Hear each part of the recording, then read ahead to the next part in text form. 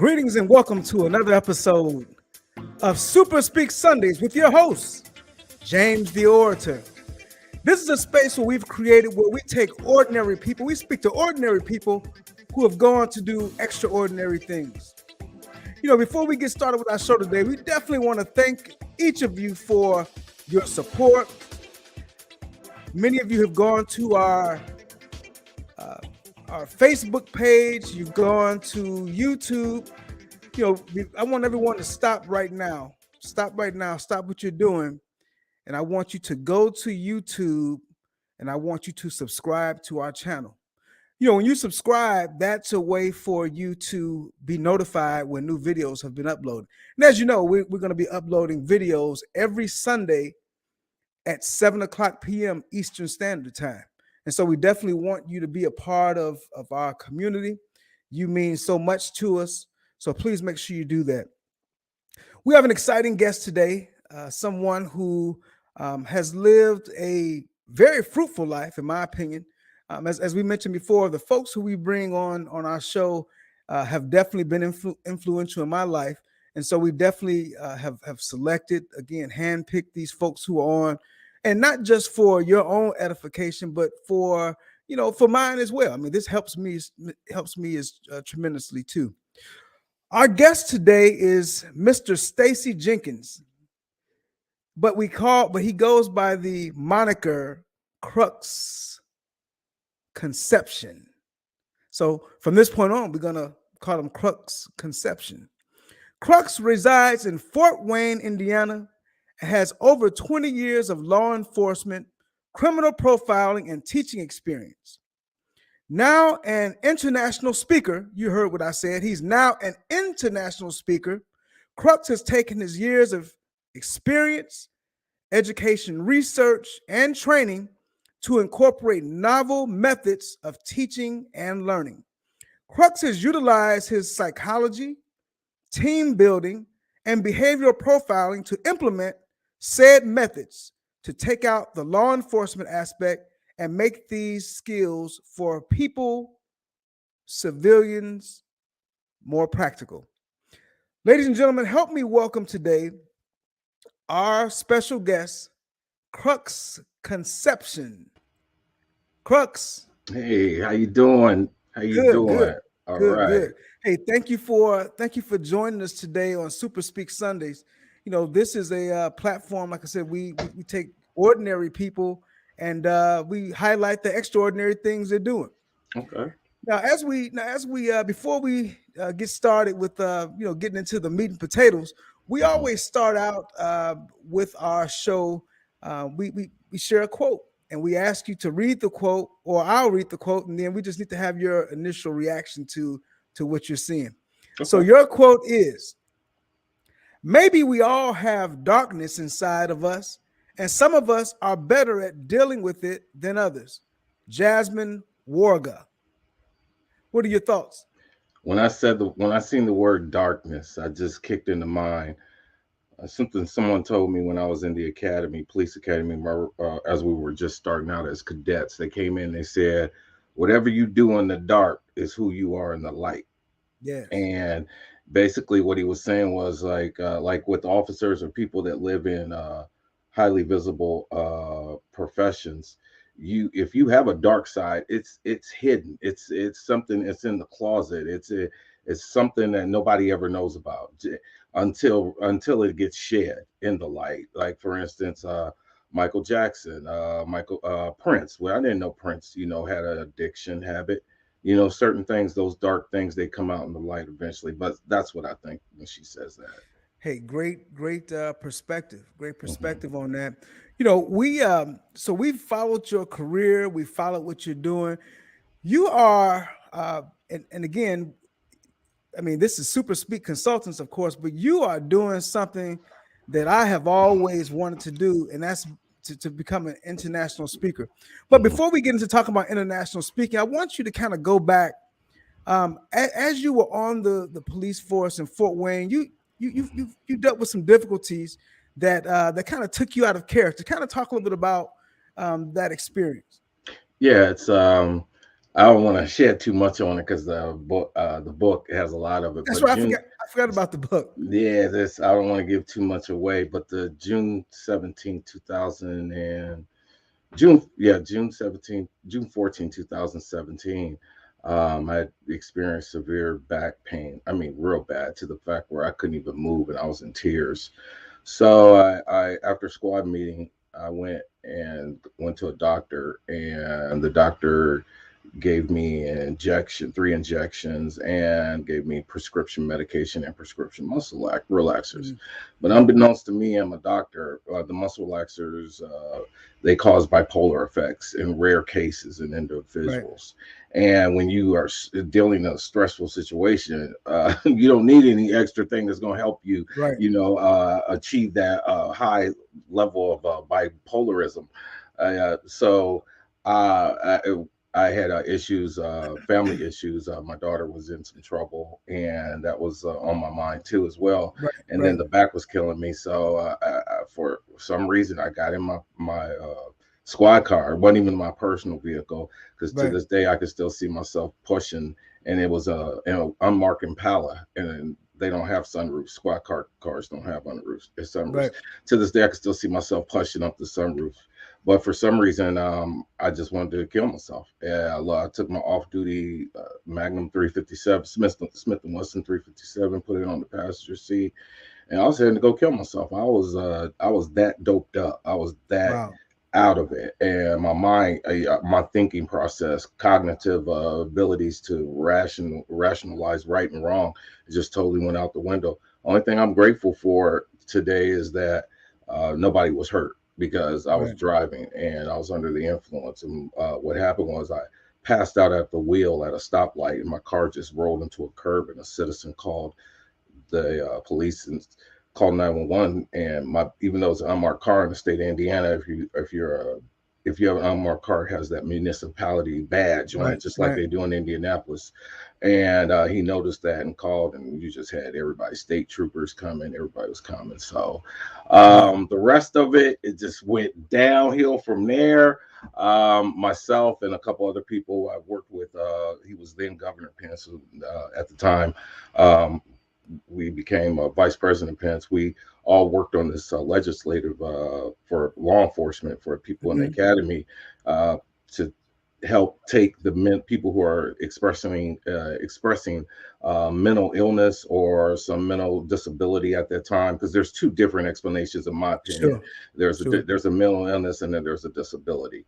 And I think that we were supposed to be taking get help to a psychiatric treatment, and instead they did what this law was written for to not do. Basically, it states that back in the day, officers, if they came across that person who was mentally ill, this is nationwide, not just Fort Wayne, Hmm. they take them and they write them up as a drunk and throw them in the drunk tank for like 24 hours. That's how they Right. handled them, and that's what they did to me. They threw me in a drunk tank, and when they realized and arrested me, and these are people, there's 17 of us in law enforcement, my family. I always Right. tell this story. I said my mom calls us the black version of the TV show Blue Bloods. They knew Okay. all of us, and the reason I say that is because they knew all of us. They knew my brother, they knew my dad. Everybody broke bread with us. And nobody called and said, "Hey, your son's locked up," or "Hey, we got a situation." Well, instead, when they realized they made that mistake, like a thief in the night, they they threw me in a transport van and hauled me off to a psychiatric facility. And I was Wow. there for 7 days, and no one in my family knew where I was. So, Really. Really. mhm, That's a pretty deep story, and mhm, I'm sure your story, you don't stand alone. I mean, there are other mhm, people who have had, I'm sure, similar situations. Now, it mhm, sounds like your situation, was derived from taking those drugs. But what mhm, about the person who's just has the chemical makeup, or the mhm, DNA makeup of being bipolar? What mhm. have you seen a lot of support for people who have this disorder or depression? I mean, any type of mental illness. That's a good question. I mean, I know your background with psychology, uh, and Dr. Dix. I want to call you that, show you your respect. But Thank you. and I know your extensive background with psychology, and from my perspective, it is that I fell in love with psychology because when I was a U.S. Marshal, and then I came back and I left, and I came back and to Fort Wayne PD, and I started as a school resource officer because I wanted to learn kids better. Mhm. And you had to take these training called crisis intervention, and you had to learn these kids and their behaviors. And I noticed that, to answer your question, I noticed that a lot of these kids, it's a psychology, because you got a lot of these kids in these schools that go to psychiatric facilities that are on medication. It's Right. overwhelming. I graduated in 1988, and it is just overwhelming. And I think since the 80s, and I don't want to say the president, but since he got rid of all psychiatric facilities and psychiatric treatments, we just blown up. Mhm. And I think that it's a cultural difference. And I Mhm. tell people that if you go see a counselor or a therapist, go see a counselor or a therapist before you see a psychologist or a Mhm. psychiatrist. And also, people need to know, just like defund the police, there's no clear definition of that, but there is a clear definition of a psychologist, a psychiatrist, a counselor, a therapist, and what's the new word? Life coach. Right. Right. These are all different five things that people need to know that. And I don't think that we're taking mental health seriously enough. I think it's a what do you call it? A cut and paste thing. Right. Dr. Dix is and that's my. And I didn't mean to get all long winded, but that's No, no, my no. You're fine. perception You're of it. fine. It's just a cut and paste thing. If I don't go to counseling, I don't go to therapy anymore. I took a thing called rapid resolution therapy, Mhm. and being in being a scientist myself, and working on my PhD in forensic psychology, Yes. I was always against hypnosis. I was like, oh, that's crap, it's BS. It Mhm. works. It works. Okay. Yeah, Okay. it totally changed my life. I buried. When you said Stacy Jenkins, I cringed because I hate that name. I don't hate it. Don't get me wrong. My family gave that to me, and I love it. Don't, I don't. I just I over exaggerate. understand. I understand. I'm sorry, but with that said, I'm Crux Conception now, which is a pseudonym for crisis intervention, and it literally, just like it literally reinvented me, just like it did. What's the guy who plays Iron Man? Remember, he used to Mhm. get arrested all the time when he was Okay. younger. Okay. Now people are taking their kids to go see this man because he reinvented himself and he did it successfully.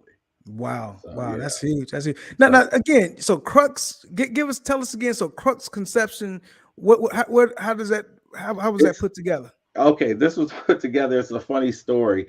Donald Glover, he goes by Childish Gambino. Mhm. I read an article on him. He was talking about mental health, I believe, and then someone asked him how he got the name Childish Gambino. He said there was a Wu-Tang Clan name generator on the internet. He Mhm. said he typed in what he was feeling and what he thought at the time that was going on in his life, and he typed it in, and it came up Childish Gambino. So I was like, okay, whatever. So I found the website, and it is a Wu-Tang Clan name generator. So I typed in crisis intervention because that's how I was feeling at that time. And it came up with Cross Conception. It said, you are now Cross Conception. I was like, Wow. okay, that's who I am. Wow. Wow. Mhm. And so now that you're Crux Conception, you've kind of buried the old person, because I think Mhm. in a previous episode we talked about being able to reinvent yourself and Mhm. being able to understand your circle and what that means. So Mhm. so the reinvention, on a scale from 1 to 10, I mean, how do you like Crux? I love him. He doesn't worry about what people think. And I'm talking in third person, No, that's but fine. That's fine. he doesn't worry about what people thinks. He has a bigger sensitivity for things that come on. Crux Conception, I was retired at the time. Crux Conception cried when he saw George Floyd being bent down and crying for asked for his grandmother. Stacy Jenkins didn't cry. I got Stacy Jenkins, was my third book I'm coming out of is called House Insurgents of a House Negro, and it's about black cops who go into law enforcement and they forget where they came from and they forget you. who Oh they man. are. Yeah, so Oh that's who man. Stacey Jenkins kind of forgot, because in 25 years in law enforcement, never saw color. I never saw color until year 22, and that's when I was on this gang unit. And I started to notice that everybody that was getting arrested looked like me, had the Oh same man. skin tone as me. And you forgetting I was also a school resource officer prior to that, so I knew these kids now. They would all say, "Hey, Jinx, Jinx, Jinx," come up to me, and officers look at you funny because you're smiling. And black officers won't tell you this while they're on the department, while they're on the job. They'll wait till either they resign or retire. But they give you the being a police officer, a black police officer, you get a funny feeling like at a restaurant, or you got black people coming in, and especially if you're young. Mhm. If you're a young officer, you got black people coming in and go, "Hey, what's up?" or shake your hand. You start to go into your white voice. "Hey, buddy, how you doing?" Like that. Oh, Instead of okay. saying, "Hey, brother," you go, "Hey, buddy, how you doing?" And that's what I tell people. But there are some true officers who stay true and just don't give a damn. But I wanted to progress. I wanted to be that homicide detective. I wanted to, build my resume up. I wanted to build Mhm. my resume up so I can one day, be an authority figure and know what I'm talking about. So that came more important than to not just to basically lose yourself. And that's what Wow. happened. Yeah, that's why Wow. my book is called Outside My Mind. Outside So my mind, man. We mhm. that sounds like something. Now, Yeah. do you have a place where people can find the book or not? You don't have it Well, launched just yet? Are you still yeah, writing it? I just signed a contract, and we're working on actually we're working right now, we're working on the cover because the book's done. The book is Mhm. done. The book's got poems in it, like in a textbook from being an Right, adjunct professor, and being you get the teacher's edition, and it explains things a little bit better to you than it does the kids or the right. students, in my opinion. And every end of every chapter in a textbook always has a summary, so I put a chapter summary at the every end of every chapter in my book, but it's in the form of a poem. So yeah. Okay. I Mhm. want to go back to something you said about writing the book and black officers losing themselves when they Mhm. see people who look just like them. Mhm. What is there a blue code that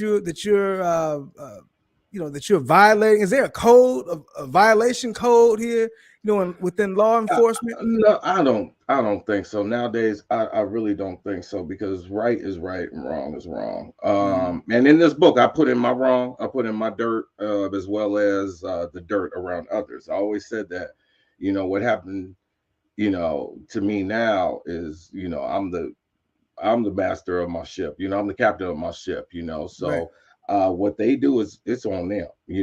That's on them. I got a quote I always say to myself.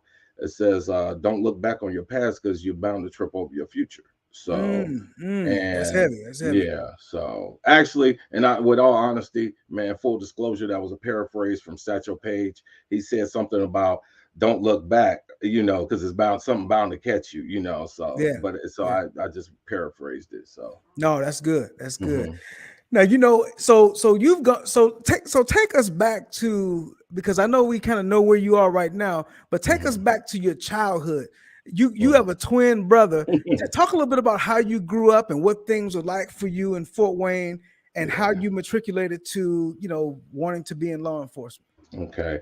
Well, again, there's 17 of us in law enforcement, so we didn't have a choice, and that's why it was hard for me to transition. I wasn't just like coming out of high school, or I was working in a factory for 10 years, or I was like I was working as a fireman or doing another job, and then I go into law enforcement. You go into that, you're your own man. You see the strong officers that, don't take no BS or whatever. They live their life they want to be, and they don't care if they don't fit in, because they've seen life. Me, I can one.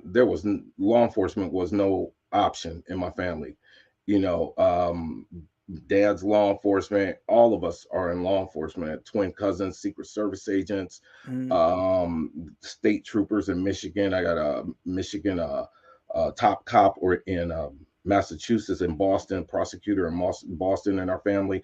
And so that was no option. So for me to want to be the role, play that role, not play the role of an insurgent house Negro, but just be a good officer and don't Mhm. put race in there. That was just how I was. That's just how it was, coming from a generation of law enforcement officers. So it meant something different to me than another officer. And that's how I was. I mean, and I'll never forget. I always went out the TV show SWAT. My brother, a dude named Dodd, and we used to play SWAT. Around the house, Yeah. little. We're playing SWAT, Starsky and Hutch. But the moment, the epitome that just made me want to be a detective and made me want to be an investigator, and said, forget directing traffic, ain't nothing wrong with it, but to forget all that and writing traffic tickets, I won't wear a suit, was Shaft. I seen Okay. Shaft.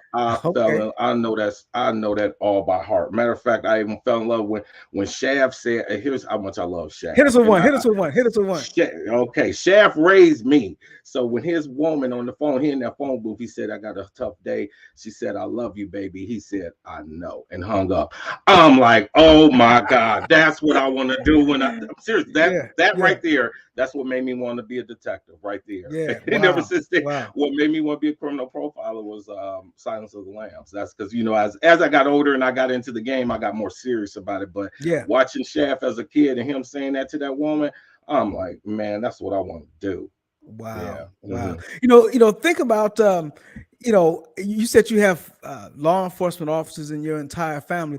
Hmm. What do family reunions look like? Or what do times look like when all these officers get together? I mean, are you all holding each other Man. accountable? Are there real conversations about who you are as a black man and what it means to support the family? Or is everybody in their police It, officer role? Yeah, it's a competition. I'm Oh, calling. wow. I calling. I called. My twin brother. I call. I tease him about J. Edgar Hoover in a dress. He gets upset. No, he didn't. No, that's a BS. Because he brainwashed. They brainwashed him in the academy. Mhm. State trooper. Family member talk about they the hardest. They're the hardest academy. I used to think the DEA had the hardest academy, but no, I think if you go around, you see any state trooper, just like Steve's brother, Steve Bryant's brother. You see any state trooper, they done been through hell. They done been through hell in the academy because the main reason I talked to one from Louisiana, and he told me when you see us on TV or body cam footage or whatever, how many people do you see us with? And I said just one. He said that's right. He said we on that road by ourselves. He said they got to train them to be tough because they are on them by themselves, and the person next backup is probably 20, 15 minutes away you know. So, or in another, a city officer comes off a ramp and comes to Right. help you. But yeah, he said, we give the mission. He's a state trooper. We got one in Michigan. We got two in Michigan in our family, and three in Massachusetts. We get them respect. Okay. They get that last piece of chicken. At the dinner table. Everybody Right. step back for them. Right. Yeah. So Right. yeah. Given the fact that I know you mentioned George Floyd, Hmm. and there have been countless other, just you know, modern day lynchings, in my opinion. Hmm. Would you what is your position on recommending young black men and black women to become law enforcement officers? A kid asked me that yesterday, and I hate to say this, but um, when people tell me how I miss law enforcement, I said I miss the clowns, but I don't miss the circus. And when Hmm. I tell people, I said, especially if they're school age, high school kids, high school students, middle school, college, and I even break it down to middle school students because people don't know that they are tougher than what we think. So, and I say to them exactly like this: I says, go to school, stay to school, join the service, get a trade or get us trade. When I mean a trade, I mean I'm talking about like something in special in top secret business, in intelligence or naval intelligence, military intelligence. Get that type of job. Do that for 2 years. Get a GI Bill. Go to school. Get a 2-year degree, and then come be a Fed. Or go to school. Get a 2-year degree. Get a 4-year degree.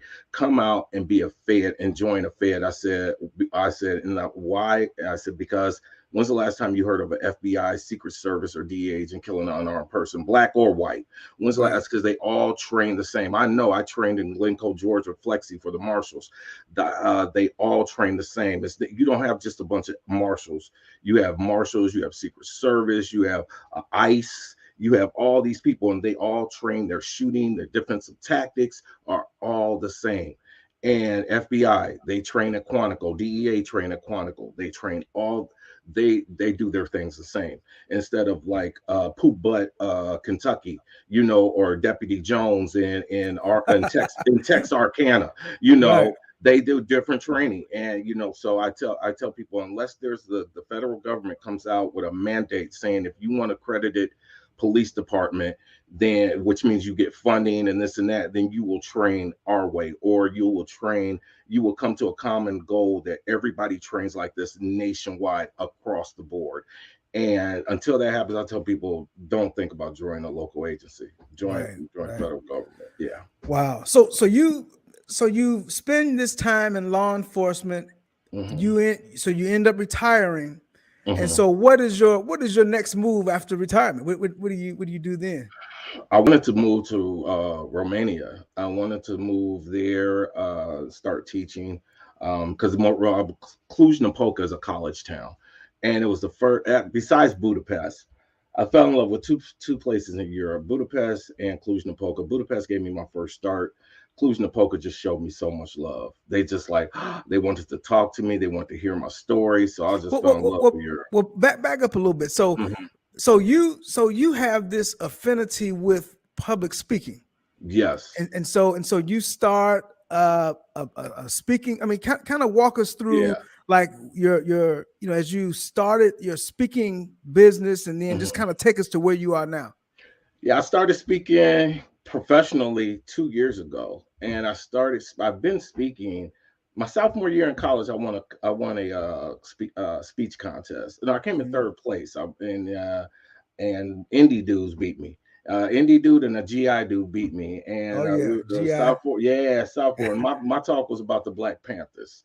Hmm. And I was like, okay, it's cool. Didn't think anything of it. Then there was another thing I started when I started teaching. When I started teaching at Indiana Tech, I was like, I like this. I like being in front of people and sharing my Hmm. wisdom. I Right. just got to learn how to hone my craft, because I wasn't gonna be paying people to go to John Maxwell or paying people to do this and that, Right. because again, it's just like I talked about. It's training. Everybody speaks the same. Just like Right. if you look at my TED talk, everybody speaks the same. There's a math, but I don't. Hey, don't get me wrong. I'm not knocking TED, because to me TED is the Apollo Theater for speakers. It's Right. the Mecca. It's the Mecca. And but everybody speaks the same. And I'll never forget. I love speaking. I love giving messages. I've got over 16 different lectures written. I've Hmm. even I even ghostwrite. I even did three eulogies. I wrote three eulogies.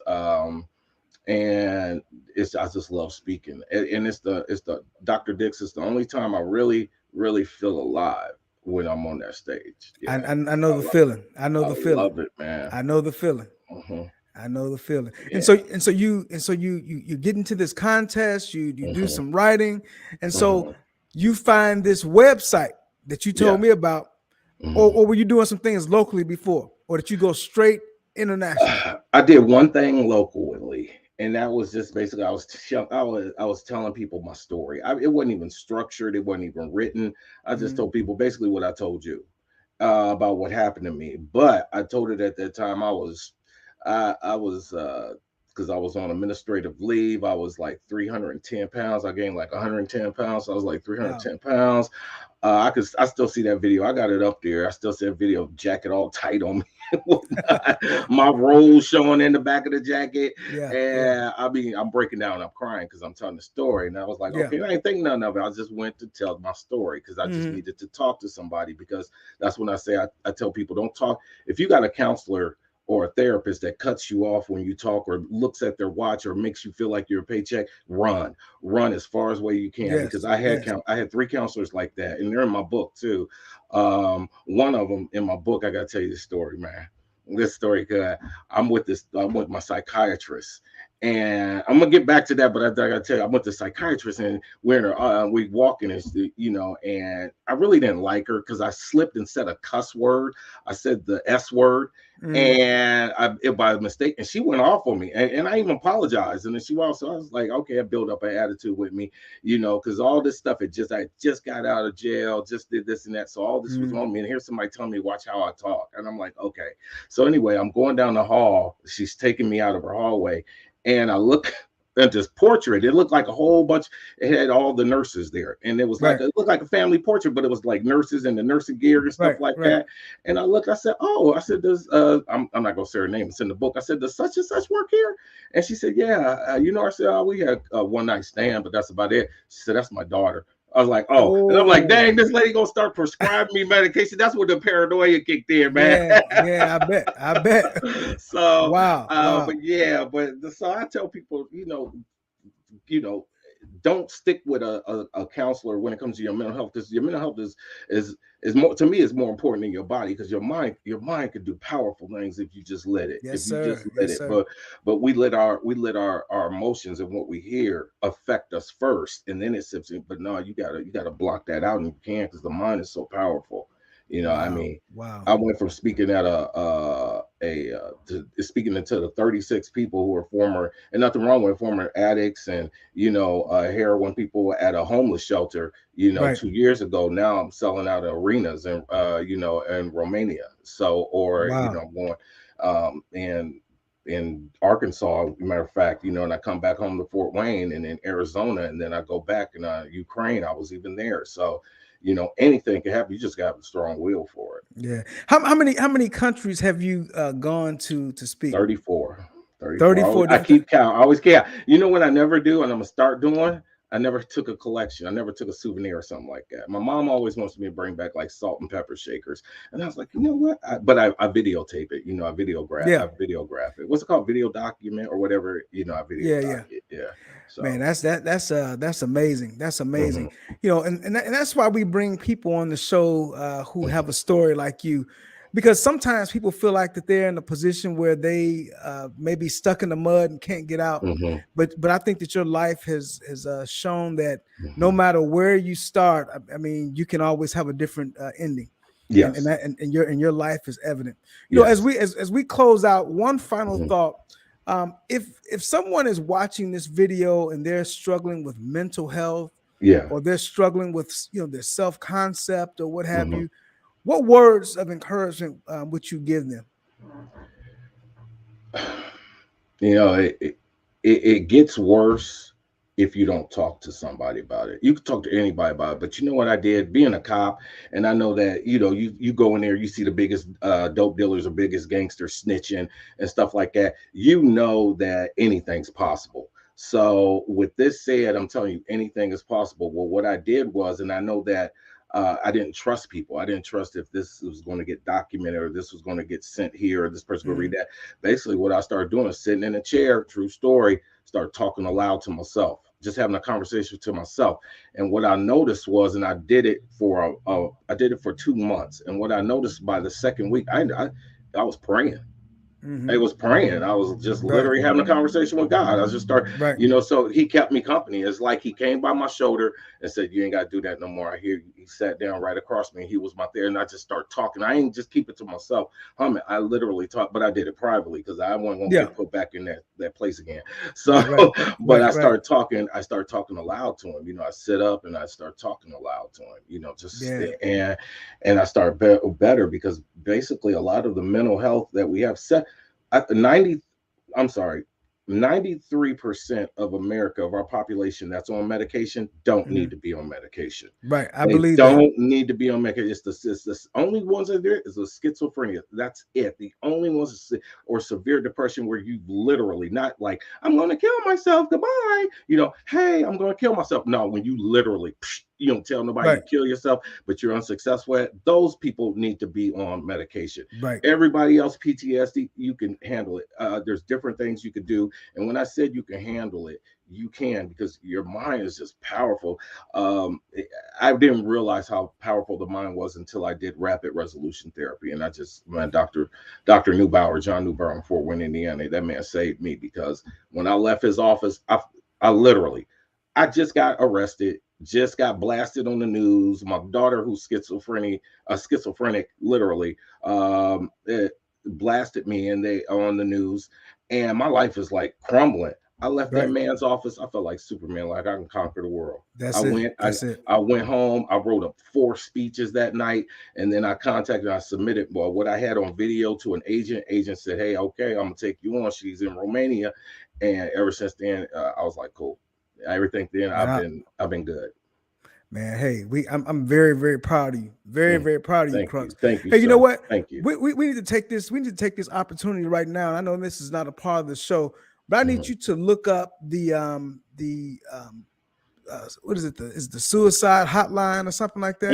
Yeah, suicide hotline. Do you have that number, or can you look it Actually, up real quick? Because I yes, think sir. And no, while we're we're doing that, I knew what I was going to get to you, sir. You know, oh, if you that website down there at bottom, that'll take you to Speaker Match. That if you're serious about speaking, please, that'll take it to you. That website will take it to you. Just click on the home site when you click on that website, and it'll take you and set you up with an account. And I'm trying to multitask. it's Yeah, okay. if you're ready to copy, Yeah, it's what is it? What is it? 1-800 1-800 273 273 8255, the National 82. Suicide Prevention Lifeline. Okay. And you know what? We're gonna post that right now Oh, because technology. someone, Wow. yeah, somebody could so ladies and gentlemen, if you are feeling a certain way, we want to make Yeah. sure that did I spell suicide correct? Yeah. The suicide hotline is here, 1-800-273-8255. 1-800-273-8255. If you need assistance, please don't hesitate to call this number. Always remember that you are not alone. You are not alone. Again, that number, 1-800-273-8255. Crux Conception. Yes, Man, sir. it's been real. You know what? Thank you. This is a great episode. Thank I'm you. so happy that you were transparent and willing to share your story. Mhm. This, whether you believe it or not, this is going to help a lot of people. This I is going hope to help a so. lot of I people. hope so. So I hope so. I hope my book helps when it comes out. yeah, I'm so excited for it to come out. Yeah. and so you have, like I said, you have 2 books or 3. What? How many? I got 1 book now. I'm working on 3 right now. So I'm Okay, working on now the 3. first, to give us the titles again, and will The they be on Amazon or where will they be? Yeah, but we're gonna have video commercials shown throughout social media, and we're gonna be doing giveaways too. So we'll be advertising ahead before the release date. The first one is Outside My Mind, Dirt on the Badge, and Okay, that's a memoir of my thoughts as in law enforcement, and my thoughts on criminal justice system, social justice, equity, and also mental health. Most importantly, mental health, okay, rather. right. And then Mhm. what's the other one? The other one, actually, we haven't got a title for it yet. The other one, yeah, the Tell us other, what. Just give us a little snippet of what it's about. it's called a swingers matrimony. So Okay, yes, yeah, okay. I think the title says it all, sir. Okay, well, hey, do what you do, brother. Hey, not me, man. Not me, man. Okay, all right. No, Well, good. Well, good. Well, hey, no, yes. we definitely thank you for being here today. Okay, Um, anytime we can get you back to just kind of follow up on, what you're doing with your career and things that night, you would love to have you back on. And outstanding. until next time, we appreciate you. All right. Hey, also check me out. I'll be in I'll post it live. I'll send it to your site too. I'll be in Geneva, Switzerland in 2 weeks, talking about how to manipulate people. So training on manipulation. So All right. all Take right. care. All right. Okay. All All right. right. All right, ladies and gentlemen. Once again, we have wrapped up another episode. Wow. That one was full of a lot of good information.